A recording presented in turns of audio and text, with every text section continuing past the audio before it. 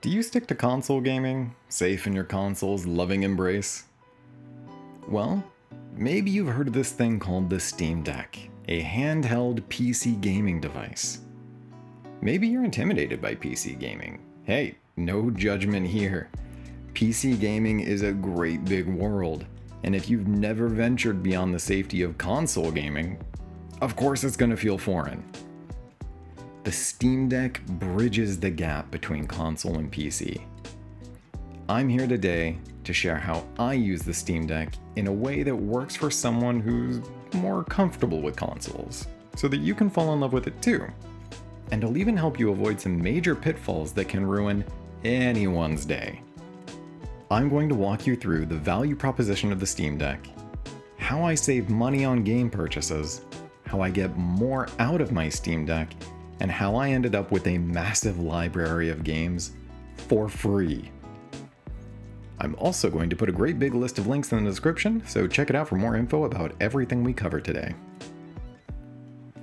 If you absolutely have to use the highest settings on all games, all the time, the Steam Deck probably isn't for you. This is for people who are satisfied with good enough. And that's what you get from the Steam Deck. We're not worried about maxing out the resolution and the frame rate. All we need is a reasonably good experience. Oh hey, that sounds a lot like traditional game consoles. I mostly stuck to consoles as a kid, with the odd bit of PC gaming mixed in here and there. PC never felt like my main platform. More like a nice supplement every once in a while. Even as I got older, I still gravitated toward consoles.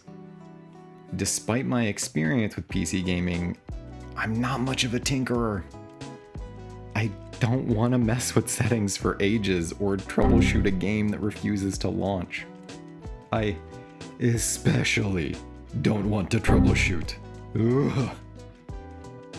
I get why PC gaming can feel daunting. And I don't blame anyone for feeling that way. That's why I've been so impressed by the Steam Deck. It offers a PC gaming experience that hews much closer to the simplicity of consoles than I ever thought possible. My games just work when I hit play. Just like on console. I can get a reasonable resolution and frame rate. Just like on console. I can connect and play with friends. Just like on console. The Steam Deck bridges the gap between console and PC gaming, and I believe it's the easiest way for console players to experience everything the PC platform has to offer, and at a comparable price to boot. Much like on every console these days, you'll need an account, specifically a Steam account. That will give you access to the Steam store and all of its features, like free cloud saves so your save data is always available on any device. From there, just keep in mind that you'll want to check each game for Steam Deck compatibility, as not every game will run on it. Steam has a rating system for this very purpose. I think of the various compatibility ratings like this. Verified is the most reliable. Playable is probably just fine. Unsupported is probably a no-go, and untested is a mystery. This is undeniably more complicated than playing games on console. But they've made it about as easy as can be to make sure you're buying something you'll actually be able to run. And I have not encountered any notable issues. While the Steam Deck itself might sell for about as much as a modern console, game prices are another matter entirely. You basically have two options when it comes to purchasing console games: physical or digital. Although many games don't even get a physical release these days. Anyway, if you want a digital PS5 game, you go through the PlayStation Store. You have one option. And this is not to single out PlayStation. The same applies to the Xbox platforms and the Switch. They each have one store and very little in the way of competition. Here's where it gets interesting coming from a console background. With the Steam Deck, you're using a PC that happens to be very convenient. And because it's a PC, you get access to things like multiple stores that compete with each other, and third-party websites that sell legitimate game keys for those stores. Of course, you have the Steam store, which is the easiest option for the Steam Deck. If you want to branch out for any reason, there are others, including the Epic Games Store and GOG. It can be a little more work to get games from stores other than Steam up and running on the Steam Deck, but you have that choice. And it's getting easier as people devise ways to integrate them more seamlessly into the Steam Deck experience. But that's still more tinkering than consoles require. Can we make it easier? I mean, much easier. Indeed we can. Buying directly through Steam is the easiest option, but that restricts you to whatever prices happen to be listed on Steam at any given time. Console players have the option of buying physical versions from many different retailers that compete with each other on price. It's great, and we have something similar in third-party websites that sell legitimate keys for Steam, and they run their own sales. You have the Humble Store, Green Man Gaming, Fanatical, and more. Instead of buying through Steam, you go to one of these other retailers, and you still end up with a key for Steam. The end result is the same. You add a game to your Steam library. So we have to look at prices on multiple websites to see who has the best offering whenever we want to buy a game? Yes, and also no. Just like with physical retail prices, there are websites specifically dedicated to tracking digital PC game prices so that you only ever need a single website. The one I've been using for a while now is gg.deals. But if you don't like it for any reason, there are others, like isthereanydeal.com. They show you not only current game prices, but also their price history. If a game is discounted, it gets a visual indicator so you know if you're looking at the historical low or not. When I'm looking to save as much as I can, the historical low indicator is a lifesaver. The price history is helpful for estimating how long it'll be before a game goes on sale again, which helps me plan my game expenses so I'm not spending money every time I see an exciting deal. I find gg.deals to be pretty easy to navigate, and I appreciate that they include review scores from aggregator websites and playtime info from How Long to Beat. Even so, there are a couple things I would tweak if I could. The first is that by default, it displays gray market key resellers. That just means that the keys being sold do not come directly from the publisher. I'm not going to go into detail here as it's a monster of a topic, but put simply, I do not trust them. I see them as a net negative for the industry, and I refuse to use them. I frequently have to hit the button to hide them, and I wish it were an opt-in situation, if these sites have to be included in the first place. Secondly, I don't feel comfortable logging into gg.deals using my Steam account, and there is no other option. I manually check the website for deals periodically. I used isthereanydeal.com for a little while years ago, but I still wanted to share it here as it's a useful resource, and I understand that not everyone will find what they need in gg.deals. Oh my. Oh my. They have made significant updates since I last used this. This looks fantastic! At first glance, it looks like they don't show gray market resellers. Note, always do your own research before using a new site to purchase games to make sure it's safe and legitimate. That's a point in its favor. It also looks like you can just register with an email address. That's another point in its favor. Okay, so I just made an account. I'll be trying this out again. If it reliably notifies me of sales via email, this could be my new go-to. I am so excited about this. No discussion of PC game deals would be complete without mentioning the existence of game bundles sold on sites like Humble Bundle.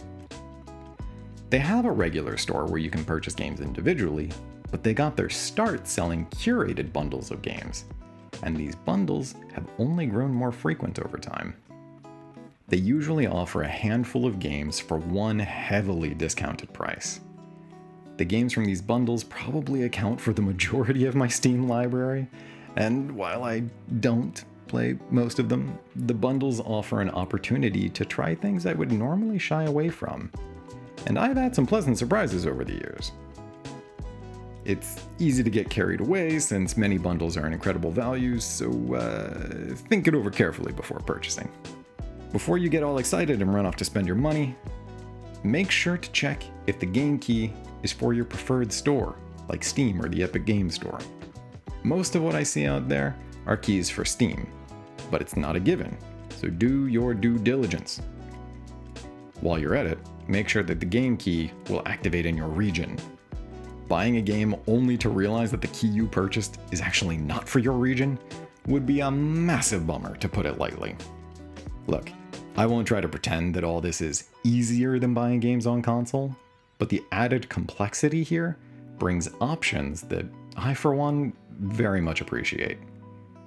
You don't have to start with all this complexity though. You can stick to buying all your games directly through Steam, and you'll still have plenty of opportunities to snag games on deep discount. If you want to get more out of your Steam Deck, well, it's a PC, so the options are virtually limitless. But that's a recipe for analysis paralysis, so here's what I've done. I have games from stores other than Steam, and while adding them manually to Steam as what is essentially a shortcut is fine, I prefer being as lazy as I can get away with. It's still pretty new, but there's a plugin called Junk Store, available through Decky Loader, that lets you easily access the games in your Epic Games Store library after just a few minutes of setup. I believe they are working on implementing the same functionality for games from GOG, which would make me more willing to go for the best price for a game, even if it's not on Steam. I'm definitely keeping my eye on Junk Store. Decky Loader itself is a tool that lets you easily add plugins, like Junk Store, to your Steam Deck.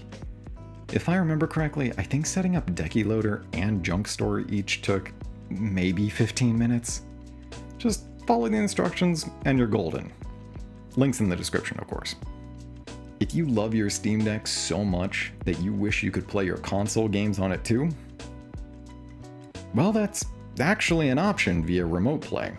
Except for the Switch, I haven't found anything that can make that possible. While there are options for Xbox games, like Xbox Cloud Gaming and Remote Play, since I don't have personal experience with either, I'm going to focus on Remote Play for PS5 games. With a tool called Chiaki for Deck, you can stream games over your local network to your Steam Deck. I think getting Chiaki for Deck up and running took closer to an hour for me, but I was being very slow and methodical about it, as I was honestly a little out of my depth. I still got it working on the first try, which speaks volumes about the instructions. I played a good chunk of Disgaea 5 this way, and being able to wake the PS5 and put it back to sleep from my Steam Deck felt so good. Maybe it's just my old tired router, but I did encounter occasional, very brief latency issues. Running games locally is almost always better, but having the option of Remote Play is incredible. If you share a TV, this could be a real winner for you. I promised you free stuff, and I intend to deliver. On console, free games are usually either free to play, which means they have other ways of getting money from their players, or they're part of a paid subscription, which is decidedly not free. Before we get into truly free games, I want to remind everyone who has an active Amazon Prime subscription to check Prime Gaming from time to time, as they offer free games as part of your subscription. Not every game is offered through the same store, which sometimes requires making or linking an account, but once you've done that, you're set. If you're already paying for it, might as well grab them. Alright, I hear you. Let's talk free games. No microtransactions, no subscription fees, just free. The good news here is that we've already talked about the sources of these free games, so you're already familiar with them. The Epic Game Store consistently offers a new free game every week and has done so even more frequently during the year-end holidays in past years. I have over 150 games in my Epic Game Store library, and I have purchased 0 of them. I almost feel a little guilty about that. As far as I know, they do not have a system in place to notify you when a new free game is available. GOG is another solid option for free games, although they're far less frequent than on the Epic Game Store. Also, unlike the Epic Game Store, they do send out notification emails when a new free game is available. I have over 100 games in my GOG library. Wait, seriously? That can't be right. I mean, I've bought more games on GOG than on the Epic Game Store, but it's still only a handful. Maybe this is another Humble Bundle situation. Okay, just a casual 100. No biggie. Moving on. In my experience, Japanese games are very rarely offered for free on any of these stores, so if you're big on JRPGs like I am, just don't get your hopes up too high on that front. These are the resources I focus on for free games, but this is not exhaustive by any means. One of the reasons I've continued using GG.deals for so long is that it's fairly easy to see what games are currently free without manually checking a bunch of different websites. Be aware that this does not include games that come free with a paid subscription like Amazon Prime. As a console player, this might feel like a lot. But there's no rush. Ease into things, and keep in mind that this is all for fun. If it starts to feel like too much, keep things simple and easily manageable. You'll find the balance that's right for you. Whew, I was not expecting this to be such a long video, but here we are. You now know all of the main ways I get the most out of my Steam Deck. Did you learn anything useful? I'd love to hear what stood out to you in the comments. If you have anything else to add, please share that too so everyone can learn. If you want to see more of my thoughts on the Steam Deck, check out my video about JRPGs on it. I also have a video about intentional gaming to counterbalance all this consumerism. Remember to subscribe for more and to give the video a like to tell the world there's value here. Now go find some fun. Peace.